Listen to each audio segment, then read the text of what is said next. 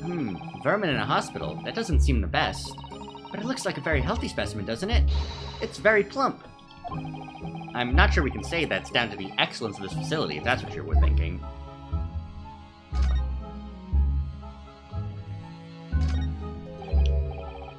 Good morning.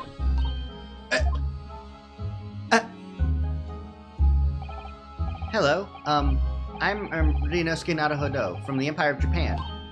Oh no! Was it your knife that... Are you the man who... No! I'm a lawyer. And I'm Susato Mikotoba. Pleased to meet you. Oh no! Was it your knife then? Are you the one? No, I assure you. I'm Miss Naruhodo's judicial assistant. We heard that you'd regained consciousness and wanted to come give you our best wishes. Best wishes? For me? Thank you. I'm Olive Green. I'm an artist. Well, no, that's not right, is it? What I mean is, I'm trying to be an artist. Well, what I really mean is, I desperately want to be an artist. But the truth is, I don't have any talent. I know I don't. It's no wonder I was stabbed in the back. I don't think that's related, actually. Gosh, this young woman seems to bend over backwards to put herself down. Seeing as we're here, we should ask her about what happened from her perspective, I suppose. To suddenly be struck in the back by a blade as you were walking along the pavement. What a terrible experience you had, Miss Green. It was so cold that day, and the fog was so thick, I couldn't see a thing. That was 4 days ago now, I think. Is that right? Yes, that's right. I'm afraid you've been comatose all that time. But the case has been solved, hasn't it? While I've been here in hospital, I mean. Indeed it has, my dear madame. Spectacularly by none other than I, herlock Sholmes. Mr. Sholmes, as you well know, it was Miss Naruhodo's hard work in court that solved the case. Are you yet to hear what happened, Miss Green? Yes, I'm afraid so. A gentleman from the police force is supposed to be coming to fill me in shortly. Oh, I see. Me coming round seems to have made everyone frantically busy. I'm so sorry. I should never have regained consciousness. It was selfish of me. Oh no! We're all so relieved that you're on the mend, Miss Green. Really, we are. That kind of attitude. Maybe her surname should be Blue, not Green. Wow. More like Rudenosuke Naruhodo, am I right, fellow gamers? So, you're an artist, are you, Miss Green? Oh no, I couldn't possibly claim that. I'm a fledgling artist at best. I mean, I'm a student of art, really, at the Thorndike Academy of Fine Arts. Oh my, an Academy of Fine Arts. Great Britain is such a wonderful country. Tell me, Miss Green, do you live hereabouts? Oh no, actually, I don't deserve it, but I have a little flat on Brixton Road. I see. How very interesting. Oh no, is it? Brixton is some 10 stops away on the underground from here. And Thorndike Academy is a mere 3-minute walk from Brixton Town Centre. Does that matter, Mr. Sholmes? Perhaps not, but Briar Road is a far less salubrious part of town by comparison, dwelt in by those of inferior means, including the maleficent Mr. Moustache. Inferior means? I suppose Soseki-san does fit the bill. It struck me as somewhat out of the ordinary for a young fine art student to be walking in such a district. That's all. What's this? She's suddenly claimed up. Mr. Sholmes, you should be ashamed of yourself, prying into young maidens' private affairs. Oh dear me, do forgive me. If you don't mind, I'm being discharged shortly, so I need to pack up my things. Oh yes, of course, we won't keep you. Thank you so much, Miss Green.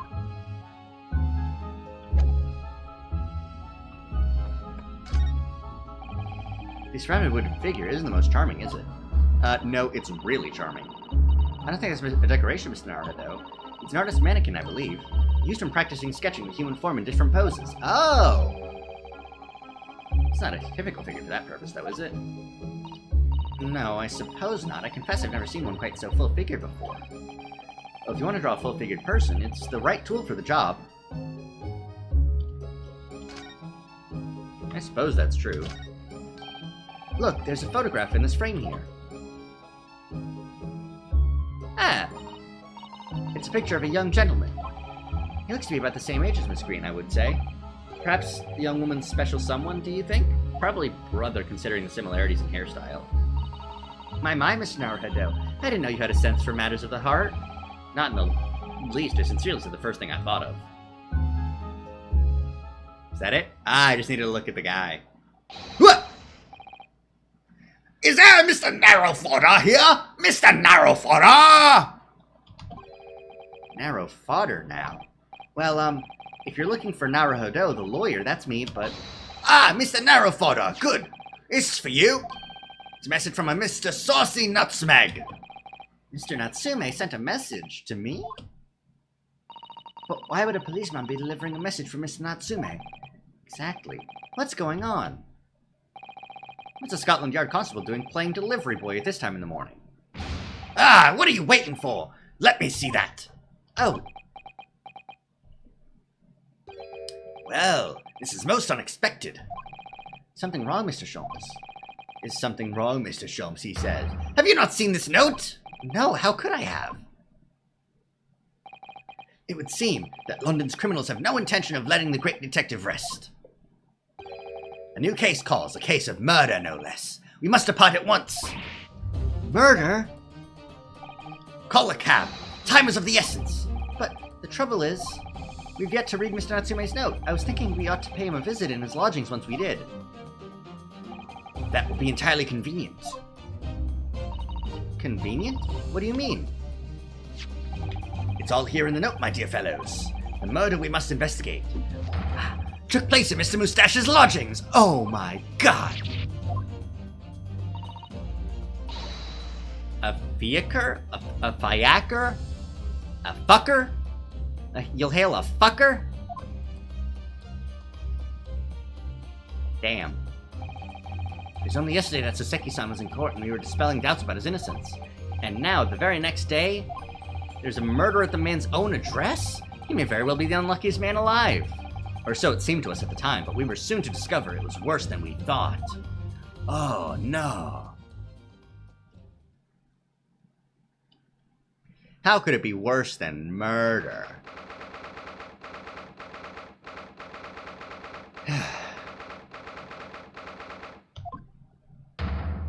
Oh, shit! What on earth? Oh my, the gentleman is deceased without question. He's dead! Look, come student, Mr. Naruhodo, Esquire! Mr. Natsume! Oh, why? Why is this happening? Why to me? I've only just got out of court yesterday! I was finally home after 2 days of misery! And then I wake up the next day to this? No early bird should catch a worm like this! Woeful worm without wiggle! I see you're in high spirits again this morning, Mr. Moustache. Ah! Not the horrible herlock sholmes! Shoo! Shove off! Show yourself the door! I've never invited you! Mr. Sholmes came here with us. I'm quite sure he'll be able to help you, Mr. Natsume. I am entirely at your disposal, Mr. Moustache. What can I do for you? Inspector Tobias Gregson! Here they are, already. The busybodies. Ah, Inspector Gregson, what a pleasant surprise. Pleasant, is it? Gives me heartburn every time I see your face at a crime scene, Sholmes. Ha! I deduce, Inspector, that your heartburn is a result of your excessive consumption of fried food. Good morning, Inspector. This is a crime scene. Don't you go touching anything. Good morning to you too, Sunshine. I see a piece of thing on the floor. Oi! I said hands off! You're gonna mess up my crime scene! Oh, no, I just wanted to look, that's all. No chance! I know you're kind. You'll mess it up just by looking at it. Ugh, someone's in a bad mood. There's certainly some bad air in here, isn't there? Alright, sounds like I'd better talk to the inspector first and try to curry some favor. You want some curry? Okay, I thought Sholmes might be somewhere. So, Inspector, what was the victim's name? Who was he? Mr. William Shamspeare. He's a lodger here. I guess not to be. Dun! Hey, we got jokes here. Well, I'll be here all week. I won't be all here all week. This is my own stream of the week. As you can probably tell, he was an actor. Bit of a dead loss as it happens, or just dead. Mr. Shamspeare. It's the landlord, old Mr. Garadeb, and the other lodger, Mr. Natsume, who found him. The fellow didn't rise at his usual hour, so Garadeb got worried and kicked the door down. But doesn't Mr. Garadeb have a bad leg? Ah, yeah, you're right there. It was that jittery Japanese hunchback over there who actually did the kicking. Really? Soseki-san? The victim was pretty hard up, it seems. Even done some time inside for petty crimes. He had no money, no place to go, and no friends. His only acquaintances were the people in this house. A miserable life and a miserable end to it. So, what exactly is Mr. Natsume still doing here? He's not involved in the investigation, so shouldn't you have sent him away from the crime scene? Well, I'm not saying it's because the fellow looks odd or anything, or that he acts suspicious, but I thought it would be prudent to take a statement from the cohabitor. You nearly said culprit there, didn't you? Oh dear. Mr. Natsume appears to be under suspicion again. Certainly seems that way. He does just come across as such an odd fellow, doesn't he? Poor man. How unfortunate. Anyway, I can't say much until the coroner gets here. But I don't think the fellow's been a goner that long. Body's still warm. Even if the inspector would allow it, I don't think I could bring myself to touch a dead body.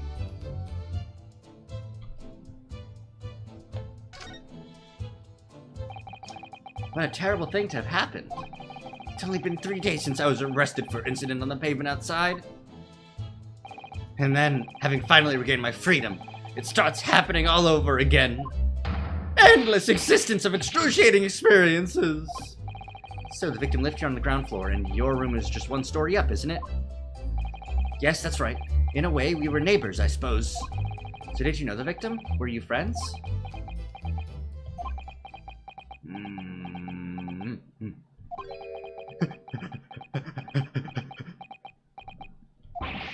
What's the matter with Soseki-san now? It was an innocent enough question, wasn't it? Why does he seem so shaken by it? Well, I suppose he wasn't a complete stranger. But did he ever invite me to his room? No, never! On my honor, I swear it! What an extreme reaction. You're probably wishing you'd never asked now, aren't you, Mr. Naruhodo? When we found him here, I felt wretched, which is why I sent word asking you to come. Through that inspector over there! God damn it, he just showed up! He materialized! He's fucking posing! He's fucking posing on him! Mr. Sholmes, what are you doing? Ha! You didn't really observe to know it, my dear fellow. Investigating, naturally. There's nothing natural about that pose. Mr. Sholmes, have you made some miraculous discovery? Patience, my dear madam, patience. We've not been here in this room 5 minutes. So far, all I've managed to deduce is what actually happened. My goodness. But isn't that everything we need to know, Mr. Sholmes? Now that you propose the idea, I believe one could indeed see it that way. At the present time, I have managed to draw 2 incontrovertible conclusions. The first, that there was a physical struggle here last night in which the victim fought for his life. Ah! Mr. Natsume, what's wrong? Is something that Mr. Sholmes said significant somehow? No! Don't mind me! Forget I was here! And my second conclusion is that there was a poison lingering in the air here last night that passed the victim's lips. Nonsense! Alright, Mr. Natsume, why are you reacting so extremely to Mr. Sholmes' deductions? No! Please pretend I'm not here! Invisible, ineffable, inscrutable, insignificant. Impossible to ignore. You must tell us everything, Mr. Sholmes. Spare no detail. But of course, that the theatrical tragedy before has been reveled by my great deductions, presented for your pleasure in 2 acts. We've heard some truly astounding great deductions from Mr. Sholmes in the past. No doubt this will be no exception. What miracles will unfold before our eyes this time? So, my dear fellows, for your delight and wonder, let the curtain rise. For Herlock Sholmes's Logic and Reasoning Spectacular Act 1.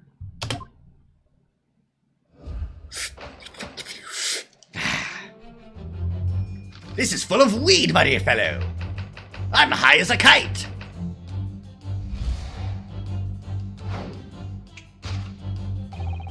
Careful observation of the victim reveals to us the events that transpired in this disconsolate room last night. From foam at the mouth of the deceased clearly indicates the use of poison. Next to the victim, we notice a large dining plate which contains, you will observe, 1/2 a sizable bar of soap. Meaningful, indubitably. Why is the soap set so purposefully upon the dish? Like the victim's last supper, in fact. Yes.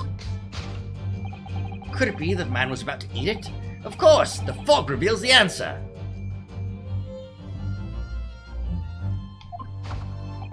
It appears that the young man's appetite was his undoing. Taking up arms in the form of his cutlery, the victim engaged in a deadly battle for his life. Yet the struggle against his hunger was in vain, for in the end he couldn't resist devouring the slippery feast. The London's foul soap is besmirched by foul poison. Yes, the victim's life was claimed by poison that tainted the contents of the plate. The soap and the lather about the young man's mouth are too perfectly matched to ignore. The cause of death was clearly intoxication due to excessive ingestion of foul soap. Though personally, I have greater interest in the taste of foul candle wax, of course.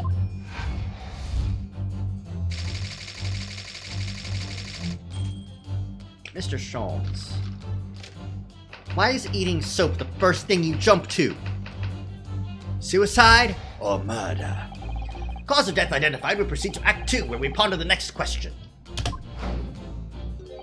Was this suicide or murder? The audience will recall that death occurred during the victim's last supper. Did the man dine and die alone? This single teacup suggests the answer. To draw a conclusion on such meager evidence would be foolish, however, certainly.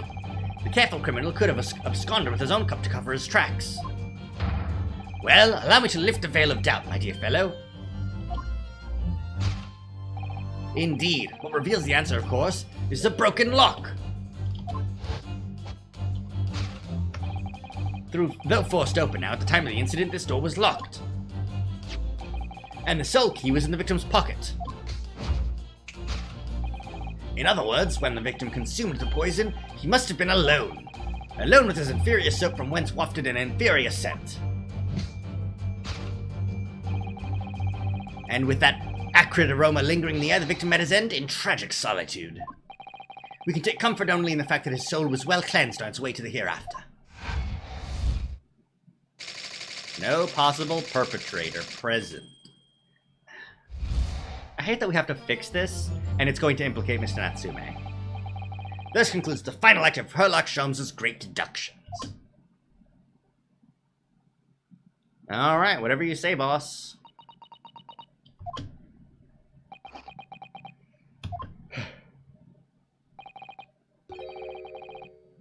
There's just one thing, Mr. Sholmes. You were disposed to identifying just one thing, aren't you, Mr. Naruhodo? Pray, what concerns you? Well, no matter how hungry he was, do you really think the man would have eaten soap? It is quite apparent that this man had barely a penny to his name. It is a curious thing, but to one so destitute, soap can suddenly appear quite irresistibly appetizing. How extraordinary. In truth, I have tried a little soap myself in the past. Of course, you've eaten it, you mean? My dear fellow, it was some time ago now. My postulation was that it would cleanse my gut. And did it? As I writhed in agony on the floor and spilt the contents of my stomach, yes, I believe it did. The experience taught me a valuable lesson. Soap is quite poisonous. It has an unpleasant taste and leads to great discomfort. In summary, I cannot recommend it. I wouldn't eat it even if you did. There's something that troubles me as well, actually. Oh, what's that? It's Mr. Natsume. The couldn't help noticing him shuddering and quivering out of the corner of my eye, almost as if Mr. Sholmes' deductions touched a nerve somehow. No, nonsense. Well, that clenched teeth episode didn't last. I think, judging by Mr. Natsuma's reaction, the great detective's deductions may need some gentle corrections in order to reach the actual truth. Yes, Mr. Sholmes' observations and deductions are sometimes a little too sharp. He has a tendency to hit the nail inside of the head and drive it in at an obtuse angle. Oh, he didn't do the... He just did the... When he does that, it falls to us to straighten things out. Alright then, let's see what we can do. Yes, we must pick out the key words in Mr. Sholmes' quite brilliant deductions, and discreetly exchange them for something that makes a little more sense. If we can do that, I'm sure we'll arrive at what Mr. Sholmes meant to say in the first place. In that case, are you ready for the second performance of the day? Once again, my dear fellows, for your continued delight and wonder, let the curtain rise for Herlock Sholmes' Logic and Reasoning Spectacular, Act 1. Course correction. Hold it, Mr. Sholmes! Yeah, let's fix this. He didn't eat fucking soap. You goddamn insane person.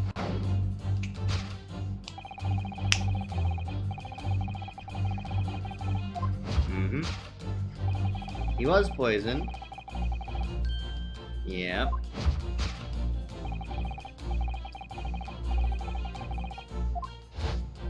Some fucking soap.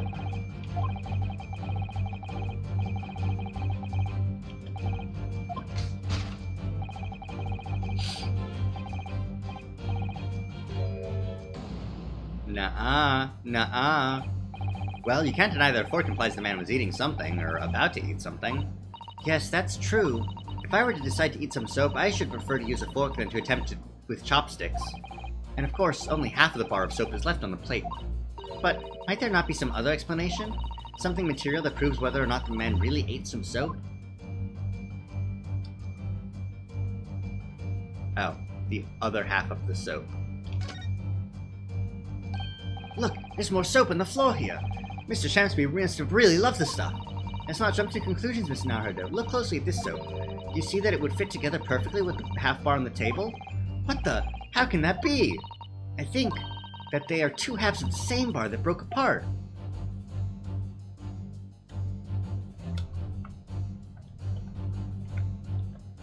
Take that! Take that! Other soap!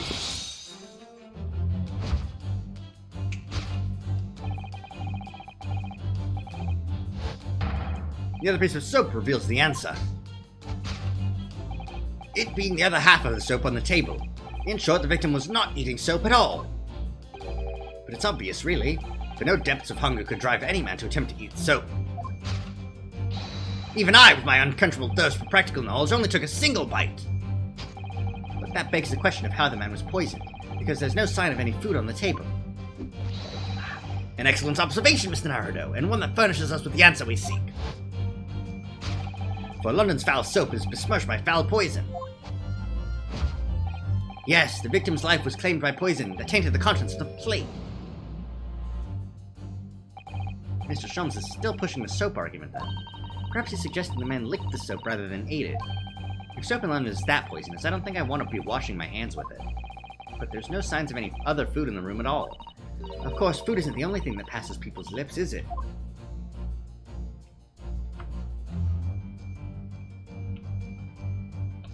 I can't look at the stain. Can investigate the teacup, though. Yes, a Western vessel for the serving of infusions of dried tea leaves. It's a teacup, Mr. Naruto, as you well know. Stop putting on airs. And it's empty. Ah, so we've already established that the victim wasn't eating soap when he died. However, there's significant evidence to suggest that he was drinking tea. My thoughts exactly. Okay, we'll present the teacup then. Take that!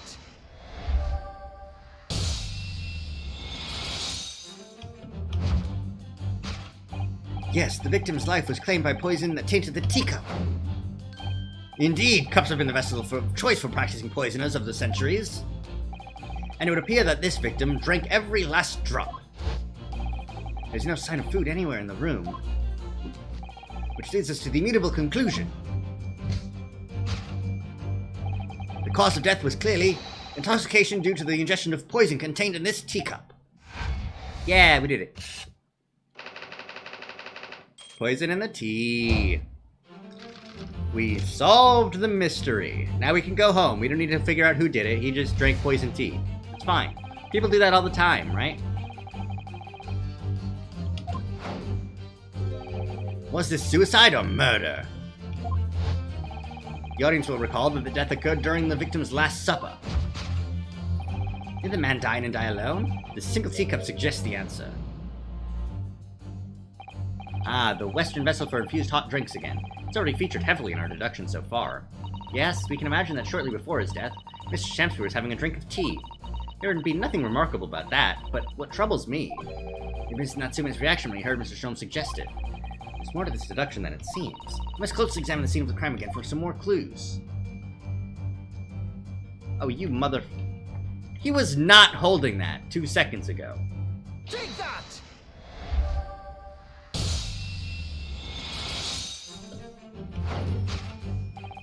Did the man dine and die alone? This other teacup suggests the answer. Yes, there were 2 teacups in this dining room all along. Ah! In other words, this is a strong indication that at the victim's last supper, there was a guest present. At the very least, we can say now with certainty that somebody else was here in this room last night taking tea with the victim. What are you talking about? Utterly, unbelievably, unjustly unreasonable! To draw a conclusion on such meager evidence would be foolish, however, certainly. In which case, what more can we deduce about his possible guest at the table? Well, allow me to lift the veil of doubt, my dear fellow. Oh no! Oh fuck! Oh shit! You mean to say you know exactly who was in this room at the time of the victim's death? Indeed. What reveals the answer, of course, is the broken lock. And I'm not sure I like where this deduction is going now. I'm afraid it's too late to go back to the halcyon days of eating too much soap. But the identity of the guest who was in here last night when the victim passed away is something I have a very bad feeling about. We can try to ignore your feelings, but we cannot ignore the truth, Miss Naruto. No, I suppose not. Time to look around again.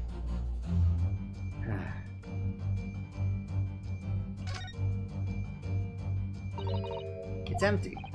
Empty of liquid, but full of air. That makes you think, doesn't it? Makes me think that you're full of hot air. Full of bullshit. Bother. Susato-san's quick response was cleverer than my original riddle. Damn it.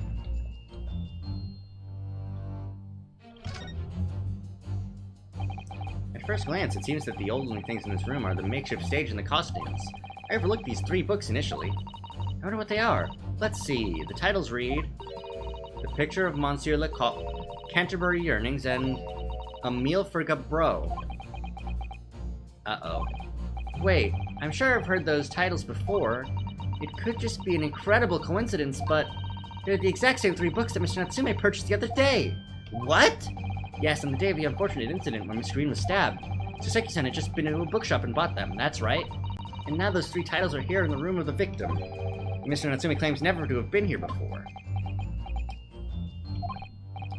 What does this mean, do you think? I really don't know what to make of it. I know what to make of it. Take that!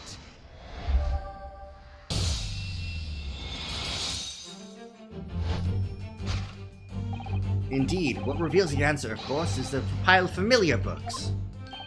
Quite so, it's no mere coincidence that these 3 titles are here in this room, it's the link to the truth. Ah! Mr. Natsume, you purchased these books 4 days ago at a second-hand bookshop. That's just a coincidence. In that case, you will be able to bring the same 3 titles from your own room, will you not? This very moment! No, never! Non-negotiable! If you can't bring your own copies here, it proves that these 3 books are in fact yours.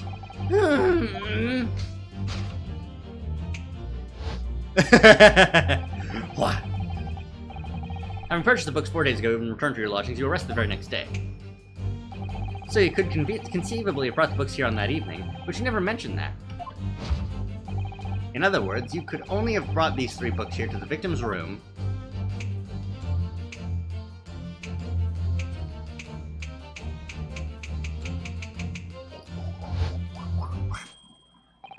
Last night, having returned to your lodgings after the trial concluded at the Old Bailey.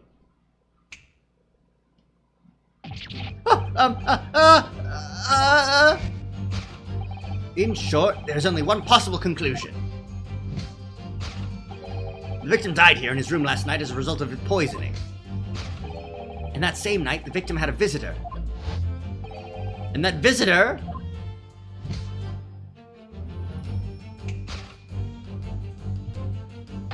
was you, Mr. Soseki Natsume.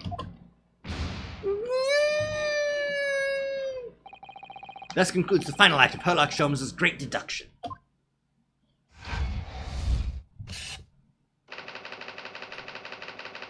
God damn it, Natsume-san.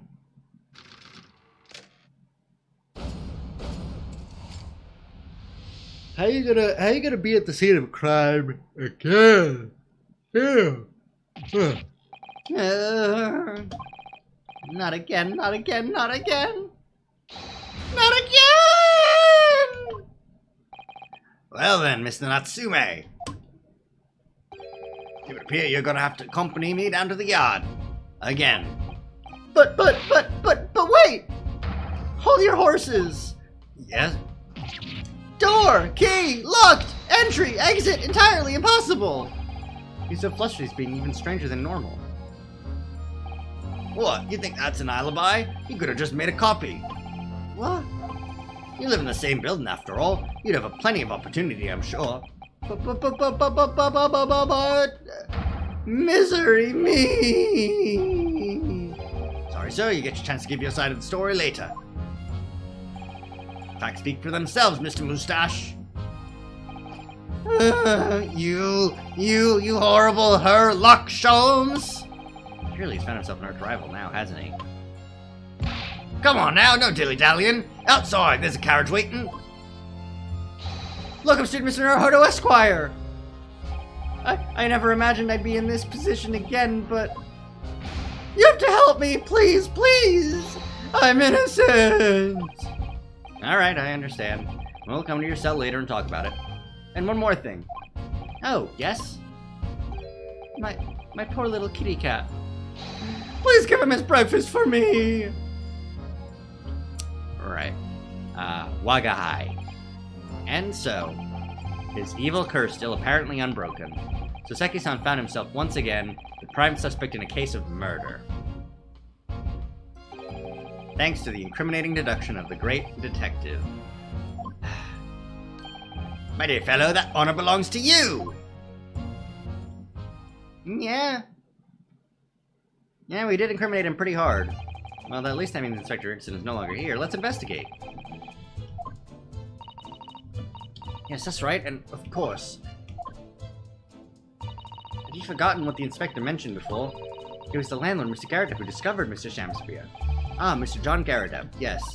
I expect we could find him in his sitting room on the top floor as usual. Right, we must remember to go and talk to him later then.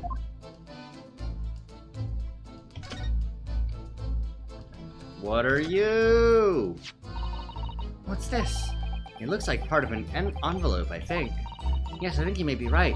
Perhaps it was torn off when the letter was opened. Is that significant? Well, it's a little out of place perhaps. When you look around the room, there's no sign of a letter or the rest of the envelope, in fact, is there? Ah, she's right. And yet here we have the torn off end of an envelope. It just strikes me as unusual. No, you're right, Susato. Better take this, just in case.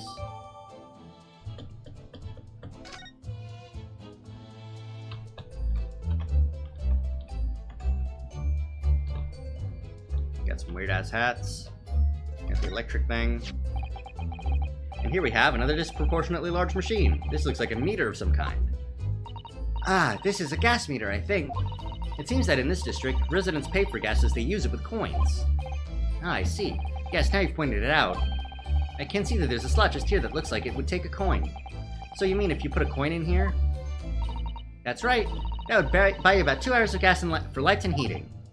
So if you were a poor person with no money, you'd have to sleep in the freezing cold? Yes, or if you were a scatterbrain with no change because you forgot to exchange your money at the bank. Thank goodness there's no meter in our office.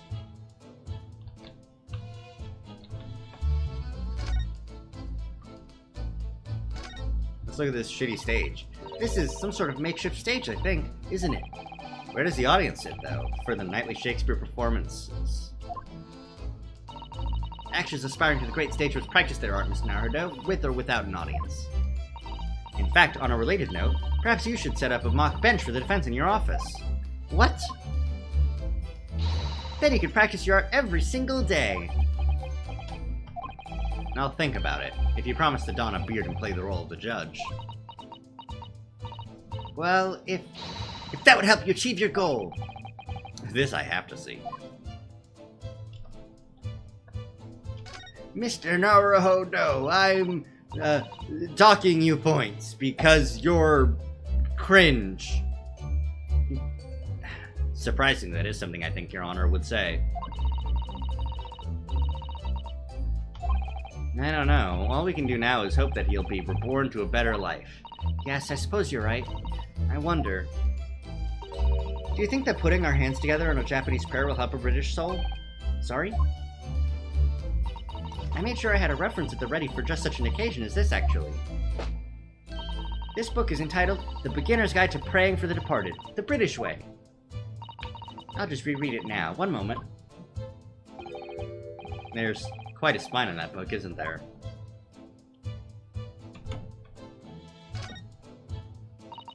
Ah, one of the teacups that Mr. Shamspeare and his guest drank from last night. But don't go drinking from them, Mr. Naruto. There's bitter poison inside. I'm not planning on drinking any, don't worry. Anyway, the cups are both empty. And that's true. So, one was Mr. Shamspeare's, and the other must be the cup that Mr. Natsume was drinking from. But Saseki-san wasn't poisoned, of course. Perhaps we should take these so we can examine them in more detail later.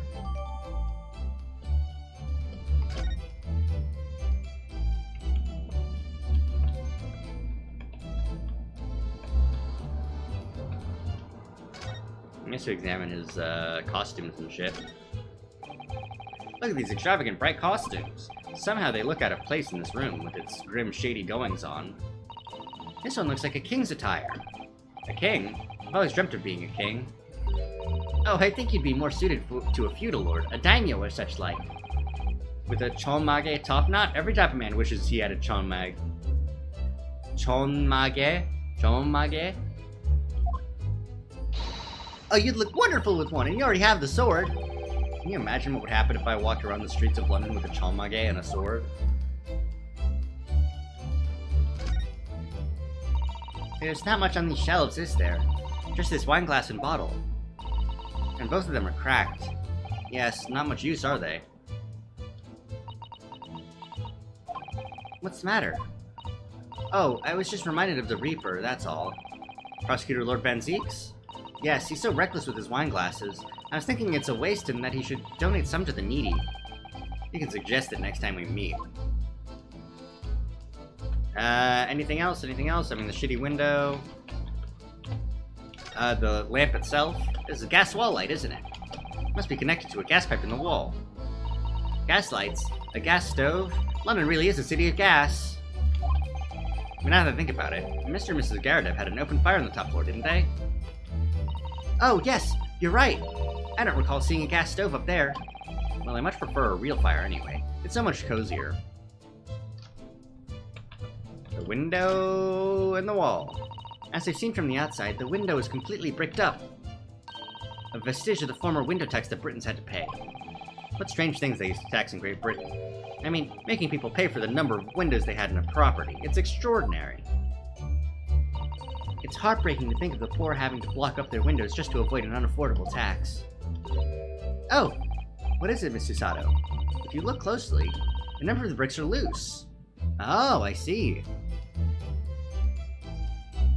Soap? It looks as though an amateur has broken out a few of them just here. Was Mr. Shamspeare did it, I wonder? You can lodge a renting this room. Ah, look at this, Mr. Naruto. On the outside, there's a little ledge. And there's something on it. What, outside?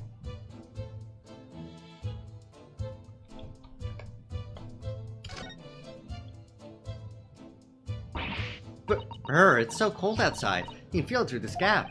It did snow all last night. It would be cold. But more importantly, what is it on the ledge out there? What are those snow-covered lumps? It's more bars of soap. Why is there so much soap in this case? soap? What are bars of soap doing lined up on a ledge outside of the window? I have no idea. But the pair of them look rather charming like that. Still, that's very strange, isn't it? Bars of soap lined up outside the window? I think perhaps we should take one. There are two after all. Oh dear. I suppose we could... Oh, what's this? Look here at this soap. Ah! Do you see in the middle there? There's a patch that's different color. It's sort of transparent, but some sort of fancy design, I suppose, only in Great Britain. It looks like the Hinomaru flag of Japan, doesn't it? How wonderful. It's probably a very expensive brand. Expensive? Then what's it doing in this ramshackle old room? Huh.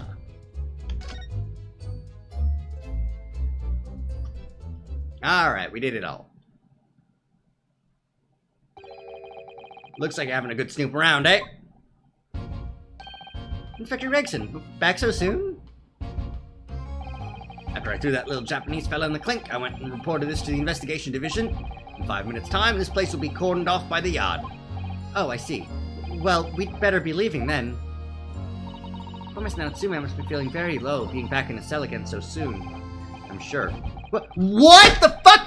Oh god, oh god, oh god, oh shit, oh fuck, oh god, oh fuck, oh shit, fuck, fuck, fuck, fuck, fuck. Kya!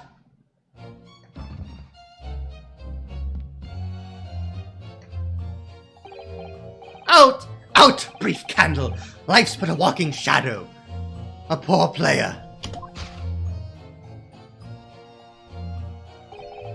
That struts and frets his owl upon the stage and then is heard no more. Now, how soundeth the next part? It is a tale, told by an idiot, full of sound and fury, signifying nothing. Indeed! Oh, happy day!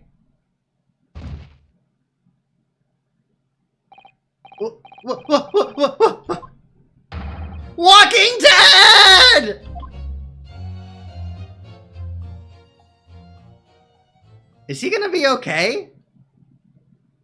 The fella isn't dead at all? What was that nonsense he was saying, though? I think... Yes, it was from William Shakespeare's Macbeth. A soliloquy from Act 5, Scene 5. Shakespeare. So it was that the victim, Mr. William Shakespeare, came back to life. If the man had indeed been poisoned, it transpired that it hadn't killed him.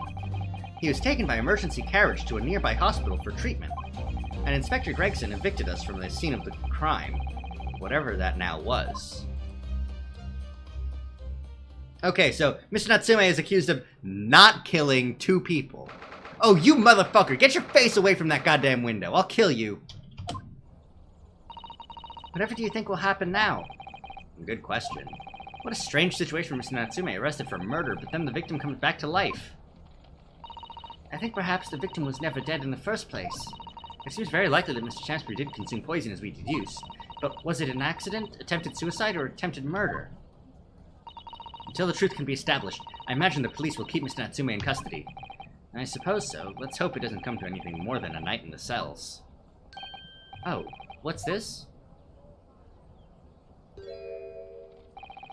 What's that man doing over there? He looks like he's trying to see into Soseki-san's lodgings. Is something wrong, Mr. Naruhodo? Excuse me, could we have a word? Ah!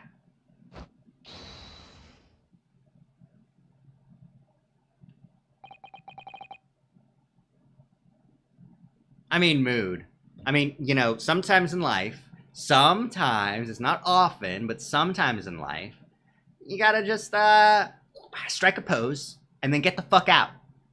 You've got to escape. You've got to get out. I feel sure that I've seen that man somewhere before. Where was it? I do too, but I don't remember.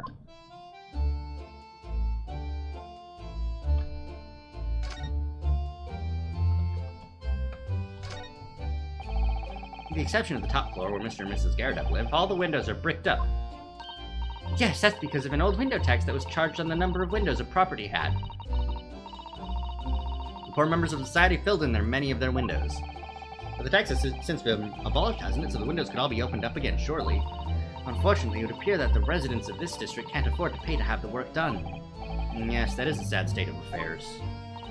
Especially for people like poor Mr. Natsume, who have to live all cooped up in a windowless room. I suppose that's the price you pay for living in very cheap accommodation. It all seems rather pointless when you put it like that. I was trying to look at the, bar of soap, but I guess it's fine. Snowman. I guess let's go talk to, oh, shit. Gotta talk to everybody. Cordoned off. They're still questioning Mr. Pornatsume, so let's go to the Gyarados and check them out. Well, I mean, check the one of them out. Jones in prison. For accidental manslaughter. Accidental attempted murder?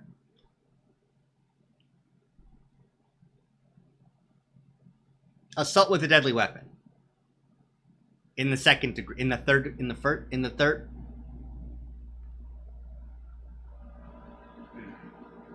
I don't know.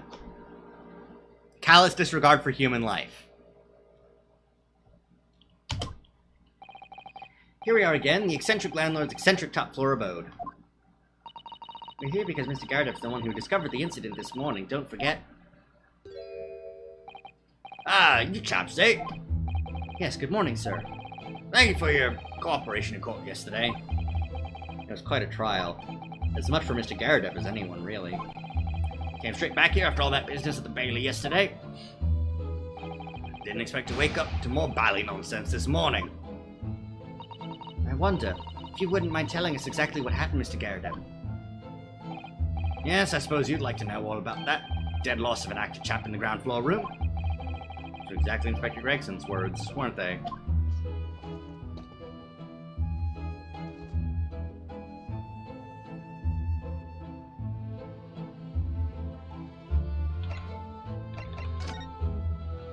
Take a look at this. Mr. Gyarados, could I show you this? It's been quite a couple of days, as you can imagine. I'm afraid I'm rather tired. Haven't really got the energy in the old eyeballs, to be honest with you. Some other time, then.